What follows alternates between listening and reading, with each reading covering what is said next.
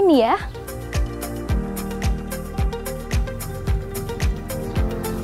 Hai Pak Iwan, ini kebetulan nih tadi Dini lagi jalan-jalan terus penasaran ini tuh apa gitu Pak. Ini apa sih Pak kalau boleh tahu? Ini Bapak mau buat pupuk organik padat. Pupuk organik padat. Oke. Nah nanti Bapak mungkin sebelum dijelasin pupuk organik padat ini seperti apa, aku mau opening dulu nih ya Pak ya. Halo Sobat Tani, ketemu lagi bersama saya Dini dan hari ini juga saya sudah bersama Pak Iwan. Nanti kita katanya Pak Iwan akan jelasin tentang pembuatan dari pupuk organik padat. Dan kebetulan hari ini juga kita lagi ada di Saung Hijau yang ada di Kota Bogor ya Pak ya. Nah Pak, kalau untuk pupuk organik padat ini sendiri, cara pembuatannya seperti apa nih Pak?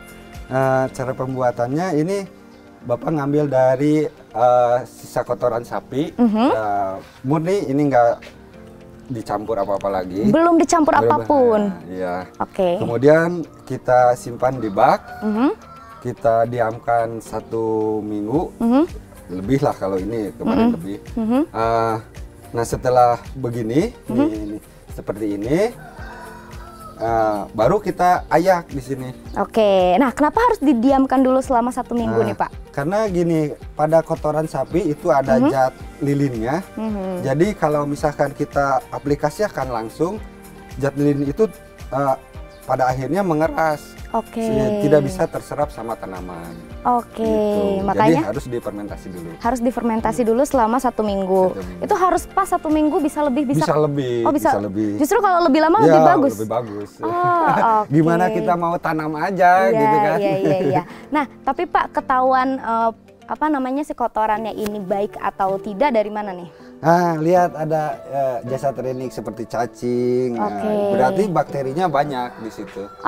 Berarti kalau ada cacingnya, kata bapaknya bakterinya banyak dan berarti bisa menyuburkan tanaman ya. Betul. Oke, nah ini udah fermentasi selama 1 minggu, sudah dimasukkan ke dalam bak. Setelah itu diapain nih Pak? Kita mau diayak dulu, diayak dulu, nanti terus kita campur dengan cangkang telur. Cangkang telur yang telah digiling. Itu kenapa dicampur dengan cangkang telur Pak? Untuk penambahan kaliumnya. Oh, jadi ada zat kaliumnya dari si cangkang telurnya. Oke, berarti sekarang kita ayak dulu ya. Dan sama satu lagi arang sekam. Oh, ada sekamnya juga. Oke, berarti ini mau diayak dulu nih Pak. Oke, boleh kita coba ayak dulu kali ya. Ini saya bisa bantuin kok Pak. Ayo, nggak apa-apa. Gampang Bu. Oh, di sini memang banyak ya ternyata ya cacingnya ya. Berarti kualitasnya bagus dong. Bagus.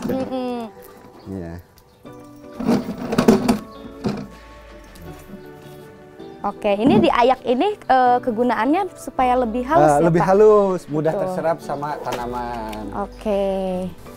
Nah, berarti mungkin kalau misalkan ada kayak, kalau kita lihat kan di sini masih ada kayak kerikil-kerikilnya ya, atau gumpalan-gumpalan dari si kotoran. Nanti dipisah lagi, sapinya kita ini. hancurin lagi.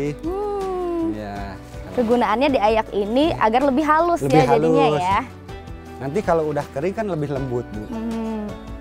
Nah, tapi ini apakah hanya dari kotoran sapi saja atau bisa dari kotoran yang lain juga Pak? Bisa, tergantung ininya apa bahannya. Kalau kotoran kambing kan bulat-bulat.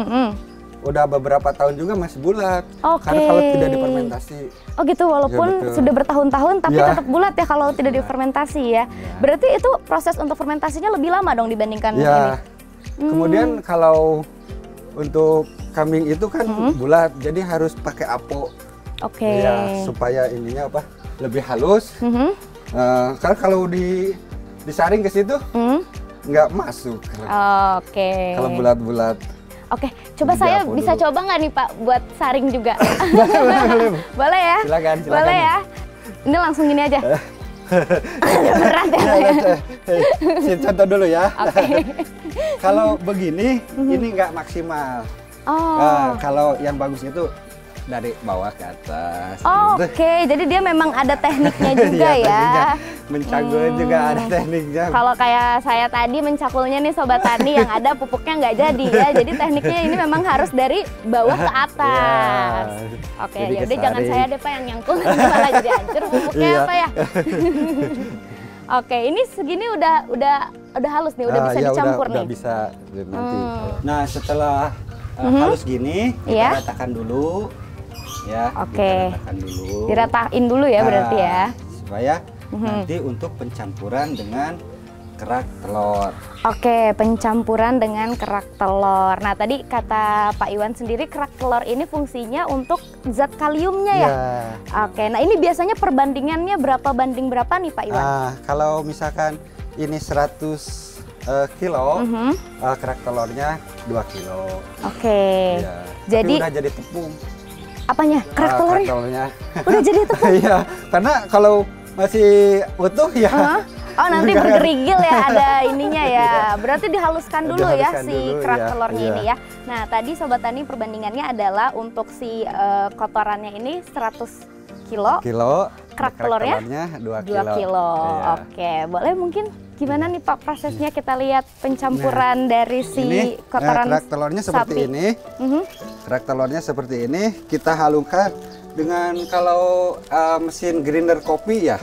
Oh, dihaluskannya menggunakan mesin grinder kopi. Oke, coba Pak, boleh saya pegang teksturnya. Oh, jadi kayak tepung ya Sobat Tani ya. Ini mungkin kalau misalkan saya nggak dikasih tahu sama Pak Iwan ini cangkang telur, nggak akan tahu ini cangkang telur nih Pak. Oke, jadi dia dihaluskannya juga menggunakan mesin grinder kopi ya. Oke, perbandingannya 100 kilo kotoran sapi dan 2 kilo cangkang telur. Kemudian kita tambahkan arang sekam. Arang sekam juga ini 2 kilo juga. Sama perbandingannya seperti si cangkang telur tadi ya. Kalau ini kan beda berat jenisnya. Ini kalau 2 kilo itu ya seginilah lah. Oh, oke. Berarti lebih banyak ya. Oke, siap. Kita campurkan. Nah, kalau ini kegunaannya untuk apa? Ini kan karbon ya. Ini untuk penambahan karbon. Biasanya untuk pembuahan. Oke, untuk pembuahan. Baik. Nah, setelah ini nanti baru diaduk. Habis itu udah jadi tuh Pak? Iya, udah jadi. Berarti memang prosesnya ini adalah dari si kotoran sapinya terlebih dahulu yang harus difermentasi itu ya, yang cukup memakan waktu ya. Oke. Diaduk harus sampai rata nih ya, sampai Pak, rata, berarti ya. Oke, ini sudah bisa dimasukkan ke di packing? dalam karung. Ya. Oke. Ya. Biasa Bapak membungkusnya 20 kilo. Oh, ini per 20 kilo ya, satu ini ya. Per 20 kilo. Oke. Oh, ini per 20 kilo ya. Dan ini tadi sudah dicampur juga semuanya ya, bahan-bahan untuk si pupuk organik padat ini sendiri ya.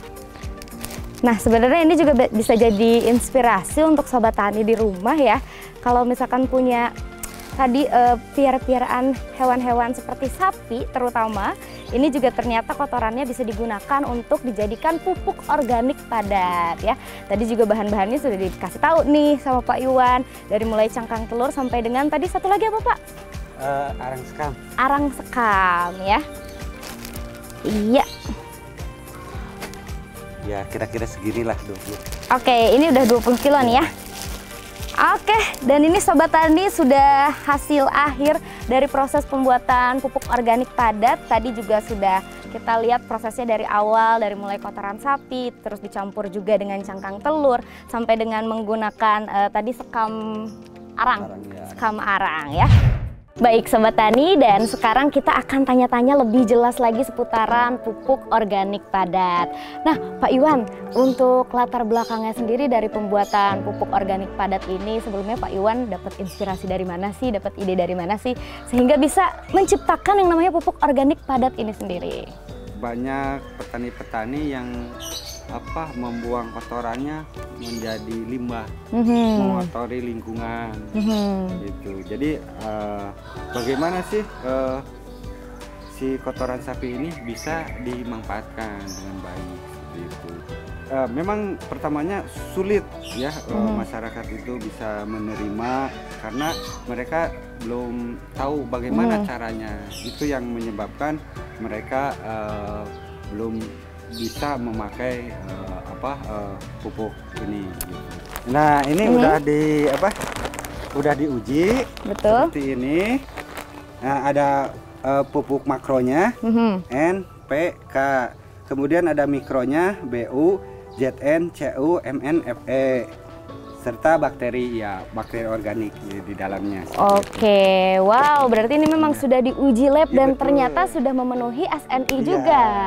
Berarti ini sudah terpercaya digunakan untuk para petani yang ada di Indonesia ya Pak ya. Nah, jadi untuk petani mudah-mudahan dengan adanya seperti ini bisa ditirulah kita untuk menghasilkan pupuk padat ini. Kita jangan ragu-ragu, datangi aja instansi yang akan membantu pengujian lab ini. Oke, dan tadi juga bahan-bahannya sudah kita jelaskan di tutorial tadi ya. Nah, mungkin untuk cara pemakaian dari si pupuk padat organik ini sendiri bagaimana nih Pak? Nah, ini untuk campuran ini hanya dicampurkan satu karung ini dengan satu karung tanah. Oke, jadi mudah ya ternyata ya cara penggunaannya ya. Hanya cukup mencampurkan, perbandingannya sama, skalanya sama berarti ya Pak ya. Oke, nah dan sejauh ini nih Pak, pupuk organik padat ini sudah digunakan untuk tanaman apa saja? Macam-macam, ada untuk tanaman sayuran, seperti yang ada di sini. Kemudian, di sini semua menggunakan pupuk padat organik ya? Wow. Di sini kita usahakan organik. Ada untuk pot bunga seperti itu. Tanaman hias juga berarti bisa ya? Pot gantung kan kadang-kadang sulit nih untuk diganti. Nah kalau pakai ini kan udah mudah lagi. Oke, berarti bisa digunakan untuk banyak tanaman. Nah, tapi kalau dari sisi ekonominya sendiri nih Pak, bagaimana Pak sejauh ini? Tergantung kepada sumber bahan baku. Ya, karena kan kalau misalkan bahan baku ada, ini kan caranya mudah. Betul. Kalau skala tadi yang skala 100 yang Bapak lakukan itu hanya 100 gitu. Kita skala rumah tangga, jadi bisa dilakukan. Skala rumahan lah ya. Gitu. Lalu harapannya seperti apa Pak dari Bapak sendiri? Mudah-mudahan para petani dapat mengikuti seperti ini karena ini akan ramah lingkungan, murah dan mudah. Ramah lingkungan, murah dan juga mudah. Baik, terima kasih banyak Pak Iwan. Dan juga Sobat Tani, Pak Iwan ini sangat menginspirasi sekali ya. Di sini Pak Iwan juga mengajak seluruh Sobat Tani pastinya untuk mulai memproduksi pupuk organik padat. Karena selain mudah, murah dan juga menjaga lingkungan. Sekali lagi terima kasih banyak Pak Iwan hari ini. Dini sudah dapat pelajaran banyak sekali dari mulai. Mungkin setelah ini juga saya akan mulai produksi pupuk organik padat kali ya Pak ya. Oke. Sampai ketemu lagi ya Pak Iwan ya. Terima kasih.